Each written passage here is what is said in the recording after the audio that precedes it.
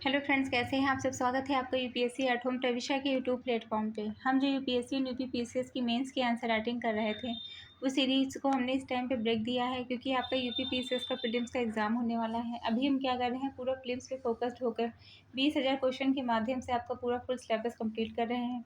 तो अभी तक हमने क्या किया है, बायो कंप्लीट कर लिया है और आपका एनवायरनमेंट हमने कंप्लीट कर लिया है, एंशिएंट हिस्ट्री कंप्लीट हो गई है। और क्या-क्या चल रहा है, रनिंग में क्या-क्या चीज़ें हैं, पॉलिटी चल रही है, पॉलिटी के साथ-साथ आपका मॉडर्न हिस्ट्री भी हमने स्टार्ट कर दिया है। और आपकी ज्योग्राफी में इंडियन ज्योग्राफी चल रही है। जैसे ही इंडियन ज्योग्राफी कंप्लीट होती है, वर्ल्ड ज्योग्राफी को कंप्लीट कराएंगे। तो आज का जो है मॉडर्न हिस्ट्री का चैप्टर 1 हमने देख लिया था। चैप्टर 2 क्या है, स्वायत्त राज्यों का उदय, अवध, मैसूर, पंजाब एवं बंगाल। अवध में देखेंगे, इसके संबंधित पहला क्वेश्चन क्या है, सफदर जंग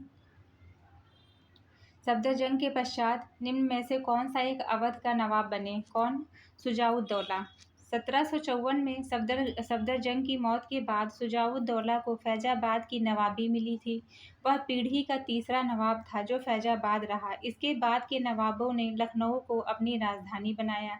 शुजाउद्दौला सही मायनों में पहला नवाब था जिसने नवाबी तहजीब को साकार किया है।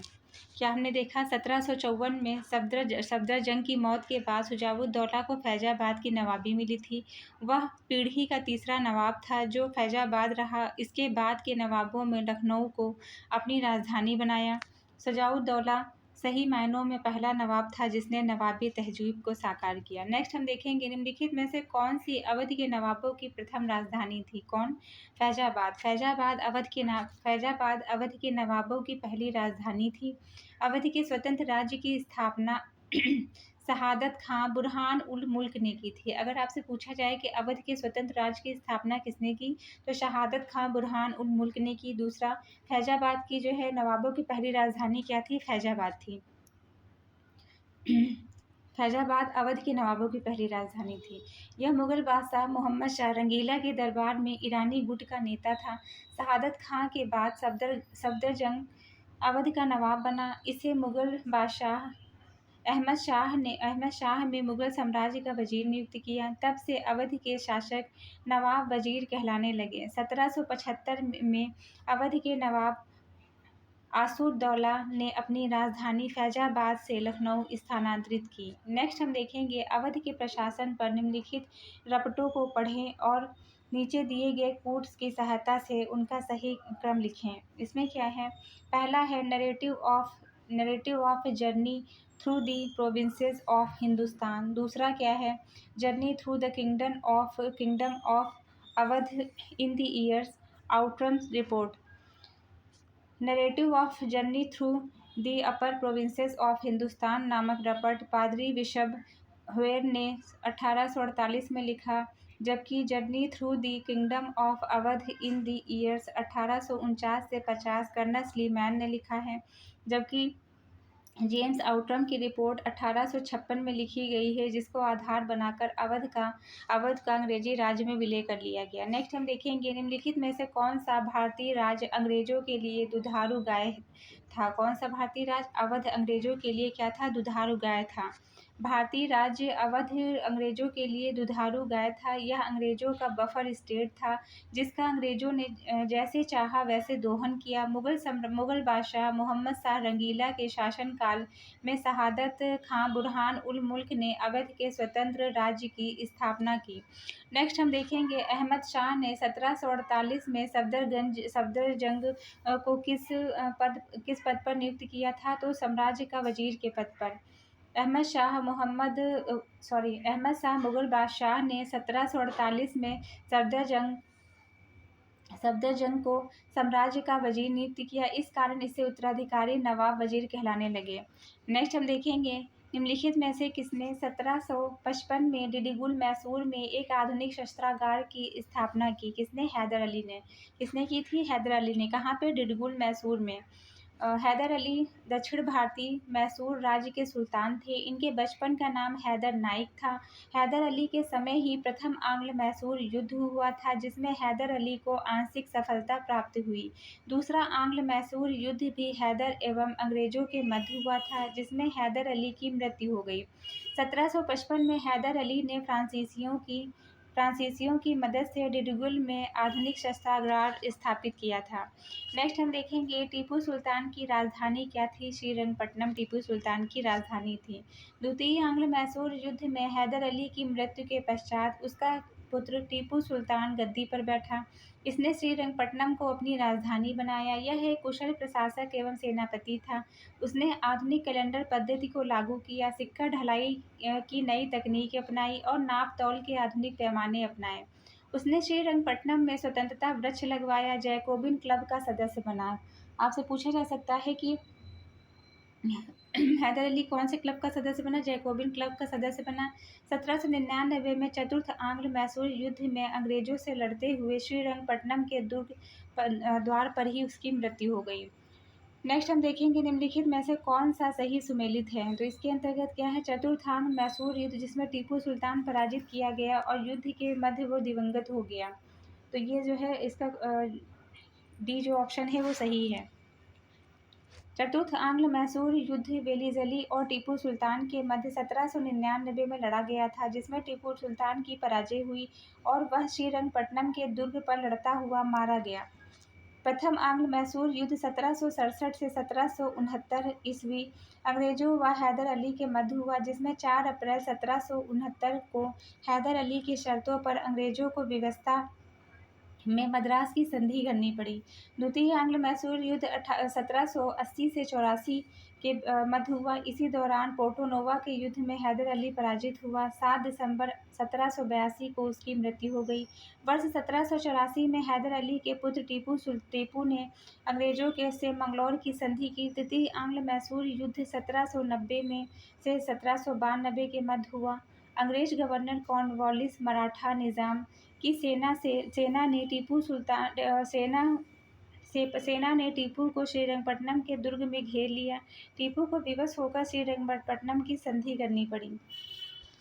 नेक्स्ट हम देखेंगे निम्नलिखित कथनों में से कौन सा एक टीपू सुल्तान के विषय में सत्य नहीं है। कौन सा? उसने फ्रांस, टर्की, पर्सिया में कूटनीतिक भेजे थे। उसने चीन से व्यापारिक संबंध बनाए थे। उसके दरबार में कुस्तुनतुनिया तथा फ्रांस के राजदूत आए थे। उसने सामुद्रिक सेना नहीं बनाई थी। तो ये जो है पॉइंट गलत है। अंग्रेजी शक्ति को रोकने के लिए टीपू सुल्तान ने जल सेना का गठन किया था। वर्ष 1796 में उसने नौसेना बोर्ड का गठन किया। मंगलौर, वजीदाबाद और मोलिदाबाद में पोत बनाने के लिए घाट बनाए। मैसूर की जल सेना को कुशल बनाने के लिए फ्रांसीसी जल सेना के एक लेफ्टिनेंट रिपो को अपनी नौकरी में नियुक्त किया गया। नेक्स्ट हम देखेंगे नेक्स्ट क्वेश्चन क्या है। टीपू सुल्तान के निम्नलिखित पुत्रों में से बंधक के रूप में श्रीरंगपट्टनम के समझौता में अंग्रेजों को नहीं दिया गया था। तो कौन सा है? फतेह हैदर को नहीं दिया गया था।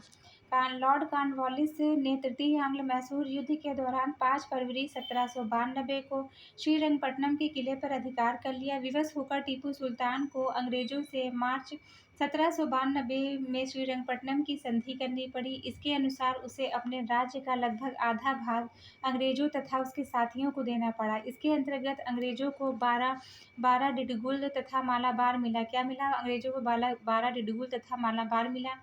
मराठे को तुंगभद्रा नदी के उत्तर का भाग मिला। निजाम को पेन्नोर तथा कृष्णा नदी के बीच का भाग मिला। टीपू को 3 करोड़ रुपये क्षतिपूर्ति के रूप में देना पड़ा। जब तक टीपू रुपया अदा नहीं करता तब तक उसके 2 पुत्र अब्दुल खालिद और मुइजुद्दीन को अंग्रेजों के कैद में रखना था।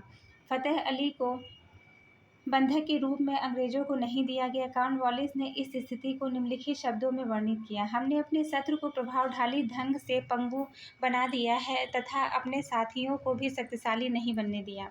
नेक्स्ट क्वेश्चन हम देखेंगे। पूरब का साम्राज्य हमारे पैरों पर है, यह कथन किससे संबंधित है? यह चतुर्थ आंग्ल मैसूर युद्ध से संबंधित है। उपयुक्त कथन भारत के गवर्नर जनरल लॉर्ड वेलिजली के द्वारा 1798 से 1805 ने चतुर्थ आंग्ल मैसूर युद्ध 1799 में टीपू सुल्तान की पराजय के बाद कहा था। नेक्स्ट हम देखेंगे निम्नलिखित में से कौन सा सुमेलित नहीं है। तो इसके अंतर्गत क्या है? द्वितीय आंग्ल मैसूर युद्ध के दौरान कौन सी संधि हुई? मंगलौर की संधि हुई 1784 में। प्रथम कर्नाटक युद्ध 1786 से 1748 तक। इसका कारण क्या था? ऑस्ट्रिया के उत्तराधिकार का युद्ध था। इसके दौरान एक्स-ला-चैपल की संधि हुई 1748 में। द्वितीय कर्नाटक युद्ध 1749 से 1754। इसका कारण क्या था? कर्नाटक तथा हैदराबाद के आंतरिक मामलों में विवाद। इसके दौरान पौंडीचेरी की संधि हुई। फिर क्या था? तृतीय कर्नाटक युद्ध। यह सप्तवर्षीय युद्ध से प्रभावित था। पेरिस की इसके दौरान किसकी संधि हुई? पेरिस की संधि हुई। वार्डिवास के युद्ध में अंग्रेजों ने फ्रांसीसियों को निर्णायक रूप से पराजित किया। नेक्स्ट हम बात करेंगे पंजाब के बारे में। इसका पहला क्वेश्चन क्या है? गुरु नानक का सबसे तीक्ष्ण प्रहार था। क्या था? जाति व्यवस्था पर। गुरु नानक का सबसे तीक्ष्ण प्रहार जाति व्यवस्था पर था। नानक को जब ज्ञान प्राप्त हुआ तो वो बोले कि ना कोई हिंदू ना कोई मुसलमान। यही शब्द गुरु नानक के सिद्धांतों का सार है। नेक्स्ट क्वेश्चन हम देखेंगे, महाराजा रणजीत सिंह की राजधानी थी। क्या राजधानी थी? महाराजा रणजीत सिंह की राजधानी थी लाहौर। सिखों के शुक्र चकिया मिसल से संबंधित महाराजा रणजीत सिंह। आपसे अगर पूछा जाता है कि महाराजा रणजीत सिंह किससे संबंधित है, तो सिखों के शुक्र चकिया मिसल से संबंधित हैं।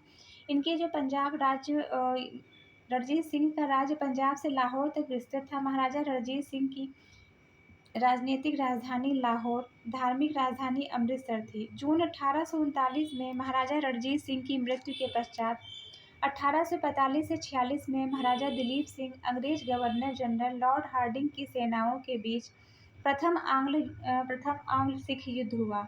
सन 1848 से 1849 में लॉर्ड डलहौजी के समय द्वितीय आंग्ल सिख युद्ध हुआ। उल्लेखनीय है कि रणजीत सिंह ने अपनी राजधानी लाहौर में एक तोपखाना खोला था जिसमें मुस्लिम तोपची नौकरी पर रखे गए थे। नेक्स्ट हम देखेंगे, सिखों द्वारा अपनी पृथक पहचान के लिए 19वीं शताब्दी में सिंह सभा आंदोलन प्रारंभ हुआ। प्रथम सिंह सभा का प्रारंभ कहाँ से हुआ था? तो ये हुआ था अमृतसर से। सिख धर्म को मजबूती प्रदान करने के उद्देश्य से ठाकुर सिंह संघवलिया और ज्ञानी ज्ञान सिंह के नेतृत्व में अक्टूबर 1873 में अमृतसर में सिंह सभा की स्थापना हुई। इस आंदोलन के अंतर्गत सिख धर्म का प्रचार करना तथा उसके प्राचीन गौरव को बहाल करना, इसके साथ ही ऐतिहासिक धार्मिक पुस्तकों को लिखना और वितरित करना शामिल है। नेक्स्ट हम देखेंगे, महाराजा दिलीप सिंह ने पंजाब के ब्रिटिश साम्राज्य में विलय से संबंधित कागजातों पर हस्ताक्षर कब किया था? तो 29 मार्च 1849 को महाराजा दिलीप सिंह ने पंजाब के ब्रिटिश साम्राज्य में विलय से संबंधित कागजातों पर 29 मार्च 1849 को हस्ताक्षर किया। रणजीत सिंह के पुत्र दिलीप सिंह को पेंशन देकर उसकी माता रानी जिंदन के साथ इंग्लैंड भेज दिया गया। सिख सेना भंग कर दी गई। शासन के सभी महत्वपूर्ण पदों पर अंग्रेजी अधिकारियों को नियुक्त कर दिया गया। इस प्रकार डलहौजी ने प्रतिशोधात्मक कार्रवाई कर सिखों की इस शक्ति को सदा के लिए कुचल डाला। नेक्स्ट हम देखेंगे, विश्व प्रसिद्ध कोहिनूर हीरा रणजीत सिंह को किससे प्राप्त हुआ है? तो यह शाह शुजा से। कोहिनूर हीरे की खोज भारत के तेलंगाना राज्य के गोलकुंडा की खानों में हुई है। विभिन्न राजवंशों से होते हुए यह वर्तमान समय में ब्रिटेन की महारानी के ताज की शोभा बढ़ा रहा है। वर्ष 1739 में नादिर शाह ने यह हीरा मोहम्मद शाह पर आक्रमण के दौरान लूटा था। नादिर शाह की मृत्यु के बाद इस पर अहमद शाह अब्दाली का अधिकार हो गया। उसके बाद उसके पुत्र शाह शुजा को प्राप्त हुआ। 1809 के लगभग शाह शुजा ने महाराजा रणजीत सिंह को भेंट किया। 30 मार्च 1849 को गुजरात युद्ध में सिख शासक दिलीप सिंह पराजित हो गए। उसी समय डलहौजी ने यह हीरा ब्रिटेन की महारानी को भेंट किया। तब से यह 3 टुकड़ों में विभाजित है। प्रथम टुकड़ा ब्रिटिश म्यूजियम में है, जबकि द्वितीय टुकड़ा ब्रिटेन की महारानी के मुकुट में विद्यमान है। नेक्स्ट हम देखेंगे, निम्नलिखित में से किसने कहा कि ईश्वर की इच्छा थी कि मैं सब धर्मों को एक निगाह से देखूं, इसलिए उसने दूसरी आंख की रोशनी ले ली? किसने कहा है? महाराजा रणजीत सिंह ने कहा। ये किस मिसल से थे? शुक्र चकिया मिसल से संबंधित थे। महाराजा रणजीत सिंह ने कहा था कि ईश्वर की इच्छा थी कि मैं सभी धर्मों को एक निगाह से देख सकूं, इसलिए उसने मेरी दूसरी आँख की रोशनी ले ली। महाराजा रणजीत सिंह का जन्म नवंबर 1780 को गुजरवाला में हुआ था। इनके दादा चरत सिंह शुक्रचकिया मिसल के वीर नेता थे। उन्होंने अहमद शाह अब्दाली के विरुद्ध कई बार सफलतापूर्वक युद्ध किए। इनके पिता महासिंह थे। नेक्स्ट हम देखेंगे रणजीत सिंह के राज्य में सम्मिलित था। क्या सम्मिलित था? श्रीनगर। रणजीत सिंह के राज्य में श्रीनगर सम्मिलित था। उनका राज्य 4 प्रांतों कश्मीर, मुल्तान, पेशावर, लाहौर में विभाजित था, जो सूबे कहलाते थे। नेक्स्ट हम देखेंगे सिख राज्य का अंतिम शासक, अंतिम राजा कौन था?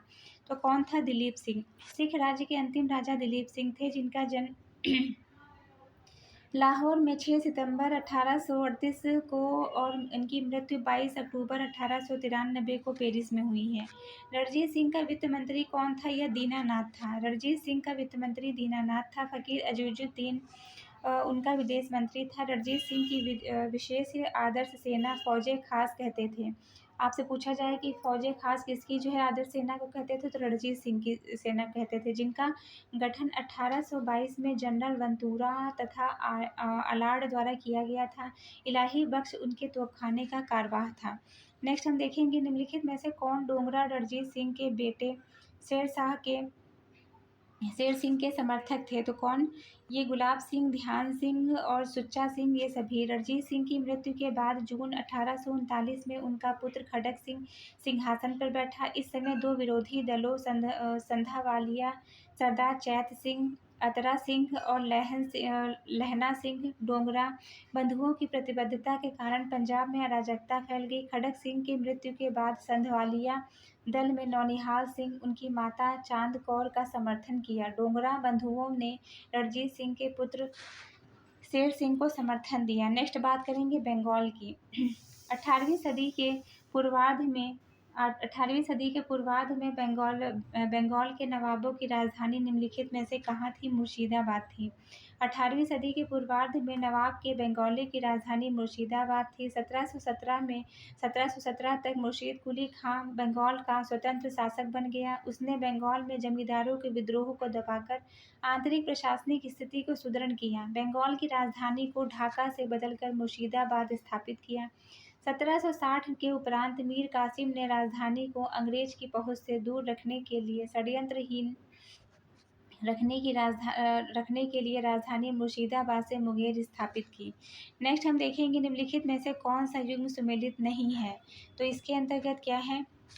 राय दुर्लभ बंगाल नवाब का कोषाध्यक्ष, जगत सेठ मुर्शिदाबाद का सेठ और मोहम्मद रजा खां बंगाल का दीवान, राजा सिताब राय संबंधित है बिहार का दीवान। फिर से देखेंगे गया दुर्लभ बंगाल नवाब का कोषाध्यक्ष, जगत सेठ संबंधित है मुर्शिदाबाद का सेठ है ये।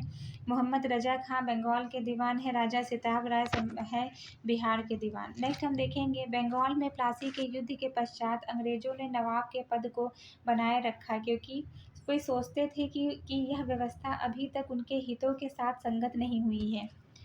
23 जून 1757 के प्लासी के युद्ध की विजय के उपरांत बंगाल पूर्णतः अंग्रेजों के अधीन था, परंतु तत्कालिक राजनीतिक एवं प्रशासनिक परिस्थितियों के कारण वे जिसमें कंपनी के पास पर्याप्त प्रशासनिक तंत्र का अभाव होना, जिसमें वे निजामत के कार्य को कर सकें, पूर्णतः अभाव था। सीधे उत्तरदायित्व नहीं स्वीकारना चाहते थे, अतः उन्हें मीर जाफर को अपनी कठपुतली बनाकर बंगाल की नवाबी प्रदान की और बंगाल का हर संभव तरीके से शोषण किया, जिसे इतिहासकारों ने बंगाल की लूट की संज्ञा दी।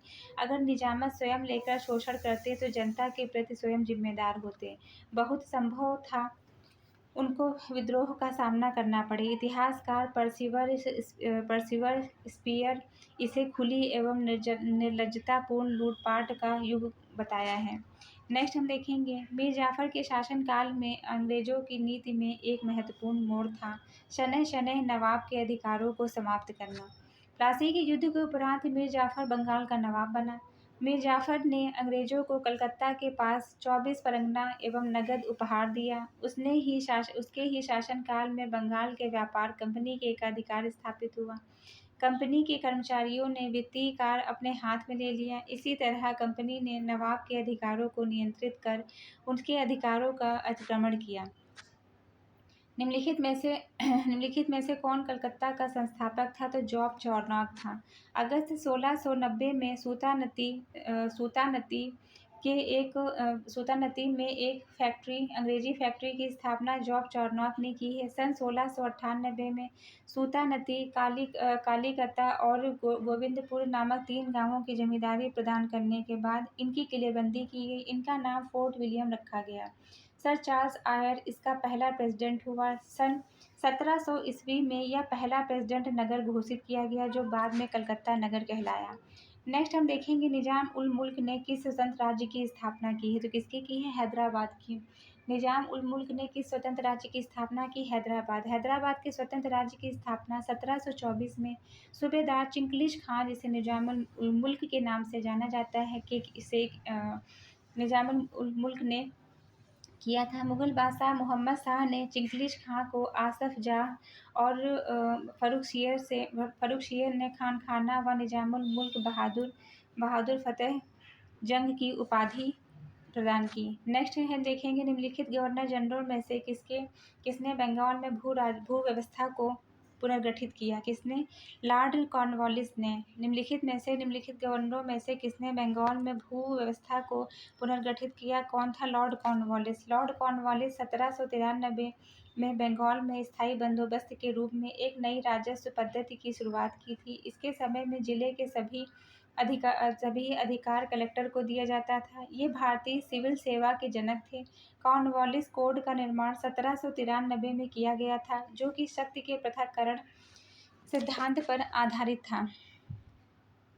नेक्स्ट क्वेश्चन हम देखेंगे निम्नलिखित में से किसने फतेह चंद को जगत सेठ की उपाधि प्रदान की है, किसे, मोहम्मद शाह। मुगल शासक मोहम्मद शाह ने फतेह चंद को जगत सेठ की उपाधि दी थी। फर्रुखसियर ने सेठ की उपाधि प्रदान की। मुगल शासक मोहम्मद शाह ने फतेह जगत को जगत सेठ की उपाधि प्रदान की है तथा फर्रुखसियर ने सेठ की उपाधि प्रदान की है।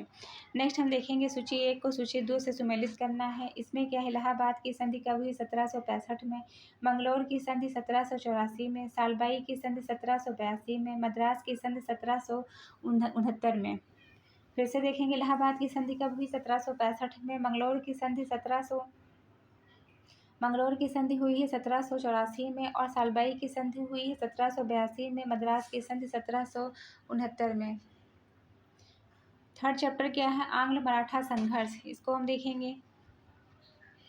पहला क्वेश्चन इसमें क्या है, सूची 1 को सूची 2 से सुमेलित करना है। गायकवाड़ बड़ौदा संबंधित है, होलकर इंदौर, सिंधिया ग्वालियर, भोसले नागपुर। गायकवाड़ का संबंध बड़ौदा से है, होलकर इंदौर, सिंधिया संबंधित है ग्वालियर से, भोसले संबंधित है नागपुर से। मराठों के संदर्भ में निम्नलिखित में से कौन सा कथन सही है। मराठा चौथ और सरदेशमुख के रूप में कर वसूल करते थे, ये सही है। दूसरा क्या है, मराठों ने 1761 में पानीपत के द्वितीय युद्ध में भाग लिया था, ये पॉइंट आपका गलत है। मराठों ने 14 जनवरी 1761 में अफगानों के विरुद्ध पानीपत के तृतीय युद्ध में भाग लिया था। मतलब मराठों ने कौन से युद्ध में भाग लिया था, तृतीय युद्ध में भाग लिया था, ना कि द्वितीय युद्ध में भाग लिया था।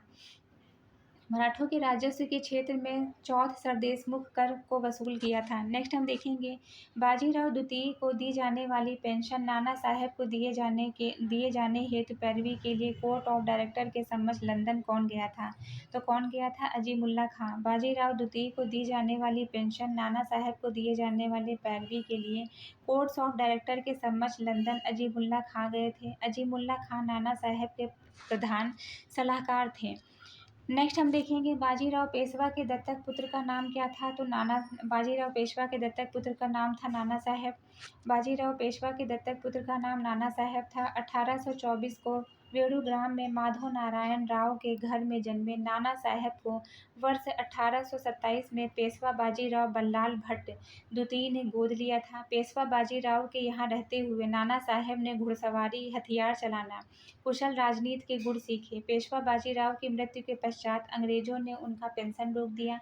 बाद में नाना साहेब ने तात्या टोपे के साथ मिलकर 1857 में ब्रिटिश राज्य के खिलाफ कानपुर में बगावत प्रारंभ कर दी। नेक्स्ट क्वेश्चन हम देखेंगे निम्न में से किसने भारत में अंग्रेजों का सर्वाधिक विरोध किया था, किसने किया था, मराठाओं ने। भारत में अंग्रेजों का सर्वाधिक प्रबल विरोध मराठाओं के द्वारा किया गया था, परंतु पानीपत के तृतीय युद्ध 1761 के पश्चात भारत में मराठों की श्रेष्ठता समाप्त हो गई थी, जिसका अंग्रेजों ने लाभ उठाया। वेलिजली ने सन 1802 में पेशवा की बसीन सहायक संधि करने के लिए बाध्य किया। 1818 में लॉर्ड हेस्टिंग्स ने मराठों पर पूर्ण उन्मूलन कर भारत में ब्रिटिश सर्वोच्चता स्थापना की।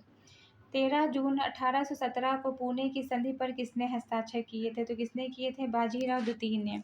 13 जून 1817 को पुणे की संधि पर किसने हस्ताक्षर किया था? बाजीराव द्वितीय ने। 13 जून 1817 को पुणे की संधि हुई जिस पर पेशवा बाजीराव द्वितीय ने हस्ताक्षर किए थे। इसके द्वारा मराठा संघ भंग कर दिया गया था। पेशवा का नेतृत्व समाप्त हो गया। पेशवा को अहमदनगर का दुर्ग, बुंदेलखंड, मालवा शेष भाग अधिकार कंपनी को देना पड़ा। पूना में अंग्रेजी सेना रखने की अनुमति भी पेशवा को देनी पड़ी। नेक्स्ट हम देखेंगे आंग्ल मराठा युद्ध से संबंधित निम्नलिखित संधियों को जो है पढ़ें। इसके अंतर्गत क्या है? बसीन की संधि पहले नंबर पर है, फिर है देवगांव की संधि, फिर क्या है? अर्जुन गांव की संधि। बसीन की संधि, देवगांव की संधि, अर्जुन गांव की संधि। नेक्स्ट क्वेश्चन हम देखेंगे निम्नलिखित में से किन आधारों पर 1851 में बाजीराव द्वितीय की मृत्यु के बाद लॉर्ड डलहौजी ने नाना साहब के 8 लाख रुपए सालाना पेंशन के दावे को नामंजूर किया? कौन था नाना साहब? बाजीराव द्वितीय का लड़का नहीं था। नाना साहब की अंग्रेजों के शत्रुओं से साठगांठ थी। पेंशन की मंजूरी वंशानुगत नहीं थी। बाजीराव द्वितीय की संपत्ति परिवार के भरण पोषण के लिए पर्याप्त थी। तो पहला और तीसरा सही है। नेक्स्ट हम देखेंगे निम्नलिखित में से कौन सा युग्म सुमेलित नहीं है? इसमें क्या है? बक्सर का युद्ध 17 बक्सर का जो युद्ध है ये आज की सीरीज का जो है लास्ट क्वेश्चन है। बक्सर का युद्ध 1764। गवर्नर कौन थे? वेस्टार्ड थे। प्रथम आंग्ल मैसूर युद्ध 1767 से 1769। वेरलेस्ट गवर्नर थे। द्वितीय आंग्ल मैसूर युद्ध 1780 से 84। वॉरेन हेस्टिंग्स गवर्नर थे। तृतीय आंग्ल मैसूर युद्ध 1790 से 92। लॉर्ड कॉर्नवालिस गवर्नर थे। चतुर्थ आंग्ल मैसूर युद्ध 1799 लॉर्ड वेलिजली गवर्नर थे। प्रथम आंग्ल मराठा युद्ध 1775 से 1782 वॉरेन हेस्टिंग्स गवर्नर थे। द्वितीय आंग्ल मराठा युद्ध 1803 से 1805 लॉर्ड वेलिजली गवर्नर थे। और तृतीय आंग्ल मराठा युद्ध 1817 से 1818 लॉर्ड हेस्टिंग्स गवर्नर थे। और आंग्ल नेपाल युद्ध 1814 से 1816 कौन जो है गवर्नर थे? लॉर्ड हेस्टिंग्स गवर्नर थे। एक बार फिर से देखेंगे बक्सर का युद्ध कब हुआ था? बक्सर का युद्ध हुआ था 1764 में बक्सर का युद्ध हुआ था। प्रथम आंग्ल मैसूर युद्ध कब हुआ था? यह 1767 से 1769 मतलब जो है 1767 से 1769। द्वितीय आंग्ल मैसूर युद्ध 1780 से 84। द्वितीय आंग्ल मैसूर युद्ध कब हुआ? 1780 से 1784। तृतीय आंग्ल मैसूर युद्ध 1790 से 92। चतुर्थ आंग्ल मैसूर युद्ध 1799। फिर से एक बार देखेंगे बक्सर का युद्ध हुआ 1764 में और प्रथम आंग्ल मैसूर युद्ध 1767 से 69 तक। द्वितीय आंग्ल मैसूर युद्ध 1780 से 84 तक। तृतीय आंग्ल मैसूर युद्ध 1790 से 92। चतुर्थ आंग्ल मैसूर युद्ध 1799। फिर प्रथम आंग्ल मराठा युद्ध क्या है? 1775 से 1782। द्वितीय आंग्ल मराठा युद्ध 1803 से 1805। द्वितीय आंग्ल मराठा युद्ध क्या है? 1803 से 1805। और तृतीय आंग्ल मराठा युद्ध क्या है? 1817 से 1818 और आंग्ल नेपाल युद्ध 1814 से 1816। बक्सर का जब युद्ध हुआ था तो उस समय गवर्नर कौन थे? वेस्टार्ड थे। बक्सर के युद्ध में गवर्नर कौन थे? वेस्टार्ड थे। प्रथम आंग्ल मैसूर युद्ध 1767 से 69 में हुआ था तो उस समय गवर्नर कौन थे? वेरलेस्ट थे। और जो द्वितीय आंग्ल मैसूर युद्ध जो हुआ है उस समय गवर्नर कौन थे? वॉरेन हेस्टिंग्स थे। और तृतीय आंग्ल मैसूर युद्ध जब हुआ है जो कि जो है 1790 से लेकर 92 में हुआ है तो कौन थे? कॉर्नवालिस थे। चतुर्थ आंग्ल मैसूर युद्ध 1799 में हुआ है तो गवर्नर कौन थे? वेलिजली थे। प्रथम आंग्ल मराठा युद्ध जो हुआ है तो उस समय जो है 1775 से लेकर 1782 में जो हुआ है तो उस समय गवर्नर कौन थे? वॉरेन हेस्टिंग्स थे। द्वितीय आंग्ल मराठा युद्ध प्रथम, द्वितीय और तृतीय ऐसे ही जैसे इसमें दिया हुआ है। प्रथम आंग्ल मैसूर युद्ध, द्वितीय आंग्ल मैसूर युद्ध, तृतीय आंग्ल मैसूर युद्ध, चतुर्थ आंग्ल मैसूर युद्ध। 1767 से 1702 साल का इसमें। दूसरा क्या है हमने देखा 1700 द्वितीय आंग्ल मैसूर 1780 से 84 1784 4 साल। फिर क्या है 1790 से 92 2 साल। फिर क्या है 1799 चतुर्थ हो गया। दूसरा हमने क्या देखा था, प्रथम आंग्ल